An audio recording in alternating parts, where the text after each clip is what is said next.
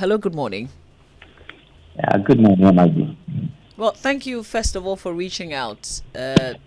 Thank you so much. We really appreciate it. But if you don't mind, we also want to appreciate the entire facts. So tell us about your story.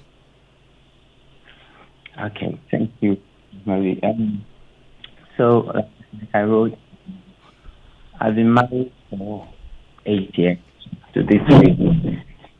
We've actually been for close to 5 years, and then we got. This marriage was actually contracted because she told me she was pregnant for me, and I married. Long story short, I went. A friend actually invited me to a church, and in the church, a prophet just mentioned I have to children that the first child is not mine. This is how it was. But actually, I'm not even that serious because this is a part that I have a very strong bond with. I love her so much. And I didn't want to even press any listen better to find out whether or not what the prophet said was true because I didn't want to. Only the lady to take this matter to court. That Hello. happened. For some reason, we're unable to hear you clearly. So I don't know if it's repositioning yourself. Maybe change your position and let's see if we can better hear you, Okay, please. please. It's okay now.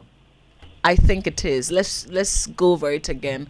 I think we got the point from you dated for 5 years, got married. You've been married for 8 years, and you got married because she said she was pregnant for you. Thank you. Yes. So, um, fast forward, a friend invited me to a church, and then in the church, the prophet was just ministering. Then he took me out, and he started talking. The while he was talking, he came up with the issue that I've been married and there are issues here and there, and actually my first child is not even my child. And Mama, that was a very big deal to me because it happened in the full glare of the whole church. I got broken. But because of the bond I have with my child, I decided not to even press it to know whether or not the prophet has said is true or not. So I decided not to even say anything about it. I didn't call the lady. At the time, we were struggling. I don't know. So I was even out of the phone. Then I was there one day. I was called from the court that my wife had filed for divorce. So I went to the court and picked the what she served me with. So I came home only for me to read through the relief that she's seeking that she has only one child with me, but we have two children. So I went to the court and also court petition that no, I don't have one child with the said woman. We have two children. I did not even want to even press this at all. Kamaji, can you imagine that this lady came to court with a lawyer to request from the court to go do DNA? I've been out of job for almost 4 years, and that is when all these things started. We had to go to the court, and then the judge ordered for the DNA. We had to pay 6,000. I didn't have the money, but I had to go cough that money out. Actually, the money was split between the two of us, so I coughed that money out. Just on 6 February, the report came out, and indeed the child is not mine. Like I said, you see, this is one of the worst things that can ever happen to any man. My thing is that you see, men are going through a lot of things that because men are not talking. Uh, Most ladies are taking a lot of men for granted, and these things are really, really, really happening. And for what I have gone through, I feel like this is one of the worst things that can happen to anybody. I'm here talking like this because I always say that my foundation has been strong in the word of God and all that. Just last Thursday, a friend of mine committed suicide on the same issue, and it's on the Wow. same issue. You see, so these are real things that are happening on the ground. So for me, I think the call for the DNA adjustment is something that should really, really be upheld so that we really go to this. This same person in this same marriage, if I tell you the thing that she has done, a lot has happened to me, lost my job, I'm in school, I have to defer, a whole lot of things. People who are doing these things so have a lot of entitlement with this level of wickedness and Mama G, it's not easy. So that's the story. So It's sorry, really so sorry about your experience, but once again, thank you so much for opening up and sharing. So, was it just the first child that was not yours? Yes, as of now, we did it only for the first child. Right.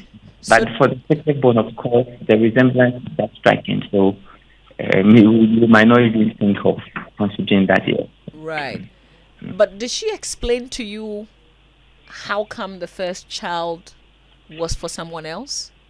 Did you Not ask at all. questions? She's even angry, even after the test has come out. When the test came out, she, together with her friends and family, were saying that I had gone to the church to actually stage it with the pastor.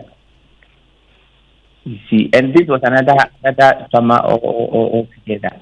And even when this thing came out, she still has entitlement. You see, not even allowing me to see the child that I've bonded with for all this while, even defying the orders of the court and all that. You see, So, do you have custody of the second child? not yet. Like I said, we are still in court. So Oh, right. yes, Right, right. But how are you doing? I mean, how are you dealing with this? the truth is it's not easy. But like I said, because I had a very strong foundation in the Word of God, that is what has been the difference here for me. Right. And friends and good friends I've had around who are really supportive and helping me, taking me through. But for that, like I told you, for 3 weeks continuously, if the thought comes to mind, the only thing that comes to me is I break down, cry like I've never cried. My dad died, I didn't cry like that. You see, it's a painful experience. It's not been easy, but for the word that we are going through. I'm so sorry. The fact that you're talking about it also means that you have great support. So I take it that you have enough support, right? A lot, by the grace of God. Do you have enough support? Yes, I do, Okay. by the grace of God now. Right. Listen, we thank you so much for opening up. Thank you. We wish you the very best. And then I really do pray that you get custody of the second child. Thank you so Thank you. much. Thank you. All right. So this is the gentleman who sent us the message, and then we followed up with a phone call. Thankfully, he's been able to explain this painful experience that has not yet ended, really, with us. Listen, please call us if you've got any experiences to share. There are lessons that many of us can also learn. That's why we love to hear the experiences. So 0302 216 541. 0302 216 541. You can also send us the WhatsApp messages on 055 1111 997, and then also post on X, that's joy997 at the hashtag joysms. Guys, this is obviously heartbreaking. I don't know how much it breaks you. I am happy he has strength to survive it. And I mean, of course, he referenced the godly part. But I think, and most men, I don't know any man within my circle or within even the larger circle who has gone for psychological help before because of this kind of trauma that you might experience from this mere counseling. Not the one that pastors do in church. I'm talking about the one that professionals do. I've not seen any man that. But when you go through this form of experience, you deserve a lot of help, professional help and support. You deserve it. You might not see the immediate impact of it on your life. Human beings will disappoint you. Human beings would make all of this. But if there are proper structures so that you don't relate, sometimes it will show in how you deal with other people. And you translate the anger that you bottled up into some other, be it for work or other things. So for all of us, I say, people should avail themselves to, because it's not when you're involved in an accident that you get only traumatic experience. It's not only that. Some of these are very torturous. It goes to the soul, it goes to your being, and really affects you in a ways that you need extreme help. Right. I wish you all the best. Doreen has joined us. Doreen is in Ibri. Good morning, Doreen. Good morning. Yes, Doreen. I was listening to your discussion and I wanted to make a bit of contribution. Oh, please do. Yes. I am trying to relate the whole thing, the disappointment in it. It's just like a man going behind a lady and then having a child and then the woman not knowing. The only difference here is that with this one, because the woman has a child, the child tends to be living with the woman and the husband. You understand? But then the other aspect, when the man has a child with another woman behind the woman is not aware. It's the same thing the woman also goes through when she also finds out. And sometimes it can be so heartbreaking. And then you kind of ask yourself, did you really know the man that you were living with all these years? So for me, it's the same thing. And if we are looking at it, probably even men are more guilty on that aspect than women even are. So that's my take. Okay. All right, Doreen. Thank you very much for calling and for sharing. That's Doreen in Ibri. You too can join us on 0302 216 541 0302 216 541 055 1111 997. That's a number that you still can send your WhatsApp messages to Winston. Well, nothing much to say. There was a smile on my face when I heard Doreen make the point. Of course, every spouse will be unhappy when the other spouse cheats. Okay, but if a man goes to have a child somewhere, while it will hurt you, at least you know from the beginning this is not your child. Right. There's a difference between pretending this is my child only for me to realize that this is not my child. Now, we must also indicate that there are some men also there are some men who also know that their children are not theirs because they probably may be infertile. So for them, they know. You move on with that, okay? So in that case, that man will not even call for a DNA because he knows what his condition is. But the point we're making is that, so look at the man who just spoke with us. You go to a church where the prophet would say so. I have always sided with Reverend Professor Ajedu, who has said that Ajedu, when God gives you prophecy, or a vision, he gives you the wisdom to communicate it. And so you don't call somebody to come stand in front of a church and tell him that your first child is not even your child is not yours. We will continue from where you've just ended. But Eric has joined us from Kaswa. Good morning, Eric. Good morning. Yes, Eric. Thank you for calling. Let's hear you. Okay, not too long was I close to the radio. So probably I couldn't hear enough of what has been pretty. What the caller who just called, her contribution, I'm not countering it, but I just want to share an idea. Okay, so if a man cheats and goes to have a child with another lady outside the marriage, the man takes the cost of taking care of the child. If a woman does same, who takes care of that child? It's the man. You force the man to take care of the child of another person outside the marriage. When the man does same, he takes the responsibility. So it means you are making a man run at an opportunity cost. Right. Okay, so Eric, back to the question that I asked. So are you in favor of a regulation, some sort of legislation that says let's get the DNA testing at birth? I don't know, but whoever prompted this initiative, I think it's a smart thinker. I never thought of this, but I think it is the best and would favor each and every male. Therefore, any male in Ghana should support it. I support it 100%. Right. Well, Eric, thank you very much. Let's go to Nungwa. Seth is joining us. Good morning, Seth. Good morning, guys. Good morning. Good morning. How are you all doing? Oh, by grace, we're good. How are you? I'm good. Nice. The lady who called Doreen, her name, right? Yes. Why is she trying to equalize on this? Oh, I don't necessarily think that she was doing that. She just shared her thought. I would love it if we, sort of move away from it and then we stick to the subject itself. I reserve my comments on that. Thank you. Thank you. Oh, but Seth, what do you think about the legislation to make DNA testing compulsory at birth? I don't support that wholly for some reasons. That's all I can say. Oh, in fact, but I called because of the rain. So okay, no, but I don't want to take your comments away from you. So you make your points. okay, what I want to ask is that if a man gives birth outside marriage, in fact, did he use your name to name the child? Do you sleep with the child? Do you feed the child? Do you pay the child school fees? Yeah, but said Do you are still bear married, all those though. costs? You're still married to a woman who thinks that you are the only one or she's the only one.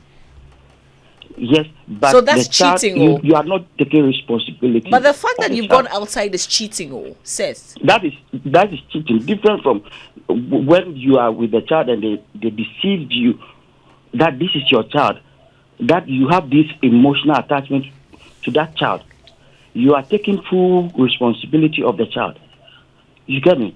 These things, I don't know why she even said what she said. Because they don't, no, they don't, I still don't get you. All right, sir. Thank you very much for your thoughts. Hayford is in Ashaman. Good morning, Hayford. I hope you're doing well. Oh, did we just lose Hayford? Oh, please call us back. 0302-216-541. 0302-216-541. Apologies there, Hayford in Ashaman. I guess you held on for a bit too long. Please call us back. Harvey, so someone who was at that prophetic ceremony has just sent me a message that indicates that the prophet, while prophesying about his life, he suddenly said, "You're gathering money to go do a DNA for your first child, and you don't have money. Let me save you the worry of looking for money. That child is not yours." Oh, so So that's how it came out. Let me speak to Salifu in Cove Town. Hello, Salifu. Good morning. Hello, Mama V, my daughter. Yes, Salifu. Be strong, oh. The way Raymond is bullying you, I don't like it. Everything, Mama V, I don't like it, cry. Yeah, back to this. Mama V, I think the youth of today, both men and ladies, they are not serious. And I would like to agree the suggestion that you do the deed. Why should all these things be happening? Traditionally, it is wrong. The Christians is wrong. Muslims is wrong. So we should be back to this. The parents, they should be able to discipline the youth. Because I don't see why, as my daughter, you go and cheat. Or my son, you go and cheat. It's wrong. Thank you. Well, thank you very much, Salifu. And he's our last caller, really. Winston. Yes, Mahavi, so look, Salifu's point also, unfortunately today society sets a lot of the rules. You may have that upbringing. It's very important. A lot of things would come from the home. But this is it for me. Whatever it is, people deserve to know what their reality is. And so, if a man or a man, and sometimes it could be a case of a child swap also. Let us also not rule that out. That is why when we do it, we will determine whether mother and father are both. So in that case, even mothers sometimes should be interested in knowing whether it is my child wasn't even swapped at the hospital. I see nothing wrong with going for a DNA. It does not mean that you don't trust your wife. It doesn't mean that you don't trust your wife. Have you seen that expression? It's used in fact check a lot. Trust but verify. Yes. Yes. Trust but verify. It's very important. I mean, listen, it's human beings you are dealing with. Human beings can be influenced by so many things to disappoint you. That's why the Bible said do not put your trust in man. So if we all agree that we are not putting our trust in man, then an independent system can tell us right from the beginning that this is what it is. And we have given the example. See, no man would like to live without a legacy in the child. No man on this earth. I don't know, I mean, the case of women and all of that, but I'm a man, so I can say no man would like to live without a legacy. But a legacy that is built on extremely a completely false premise. You know what that can be? That can also be the descendant to a throne being the wrong person from the wrong family with the wrong heritage and with the wrong family background. You think about it deeply. So it's not just about the two of you. If you are from a royal family and you are claimed that this is your child and the person actually ends up ascending onto the throne, what would that be? The right person, the wrong person? Which generation will be built up for the next one? So it's the decent thing to do, which we don't mostly do. But if it becomes a government policy, then it's not me and you fighting over trust or non-trust issues. I'll bet the hospital determines that this is the parentage of the child. Mother is that, father is that, so that there's no competition over it if the child is swapped. There's also a condition. It's a health condition about people whose DNA are not detectable in their children. They can also be determined at birth for you. So it's not a problem. But there are also the other factors that society has imposed on it, which is becoming even more real now. Because there are people who pretend that Christ is in their hearts. And yet they do the most despicable of things that you can never think of. This is a conversation that we should return to. I mean, we should engage legislators. We should engage which sector ministry would this go to? But Janet in West Gender, children and social protection. Janet in West Legon says most men do not know they have a condition until it's time to make babies, and then boom, DNA test at birth will cause a lot of problems for the society. That's what Janet thinks. Thank you, Janet. We'll return to this. You know, we need to engage leadership on this. Have they noticed, that there's an issue here, and what do they think about the call for us to have some sort of legislation?